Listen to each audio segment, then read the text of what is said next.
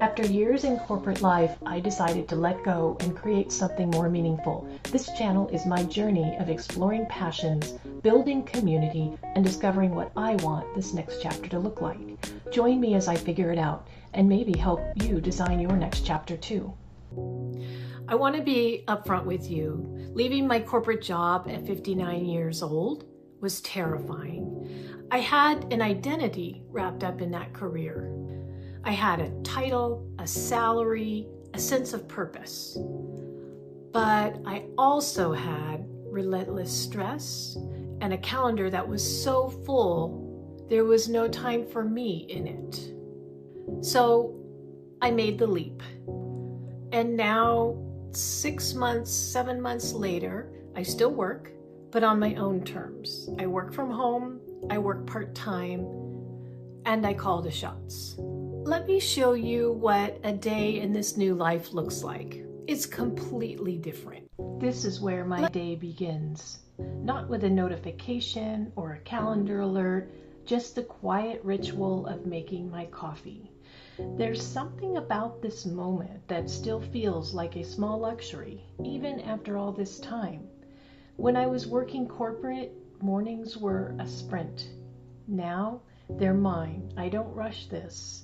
I don't rush anything anymore.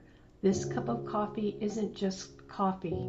It's a reminder that I get to decide what this day looks like.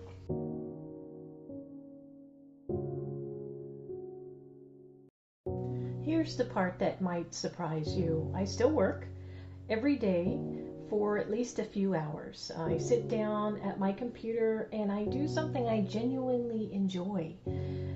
The difference is that I choose this work. I choose when I start, how long I go for, and when I'm done. There's no one waiting on a status update. There's no performance review hanging over me. No Sunday dread creeping in. Working from home allows me to focus and feel productive, and without all of the distractions and societal expectations that fall on you when you're working in a high-stress professional job. My day starts with a quick tidy up of my workspace, putting everything in its place, and a quick to-do list so that I can focus on the tasks that I need to complete. I give it my full attention for a few hours, and then I close down my computer, and that's enough, more than enough actually.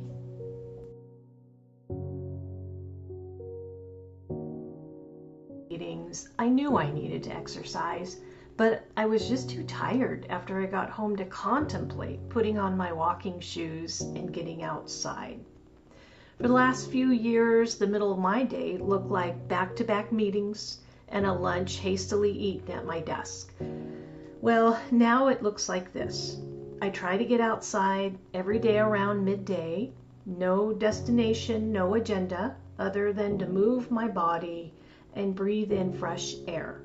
My whole world slows down on these walks.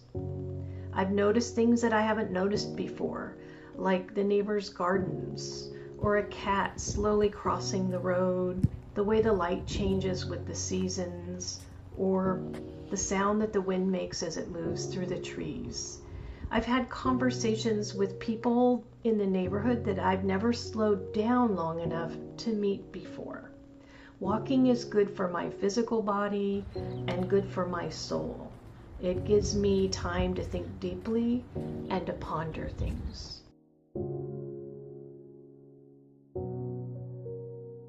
I have to say, I spend a lot less time in my car these days. I commuted every weekday and sometimes on the weekend, 1 hour each way. That's 2 hours a day, 10 to 12 hours a week, and over 40 hours a month just in my car.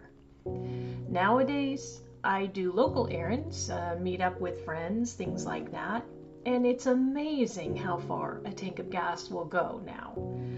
I use this time to listen to podcasts that motivate and inspire me. Before, I never would have considered taking time out of my week or on my weekend to go visit the public library. But now I make it a part of my regular routine.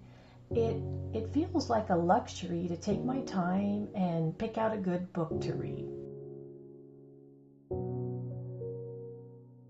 I used to do all my errands in one exhausted rush on the weekends because there just simply was no other time. Now I can go to the market on a Tuesday morning when it's quiet and unhurried. I actually enjoy grocery shopping now, which is something I never thought I'd say. I take my time, I choose what sounds good, I'm not grabbing whatever's fastest.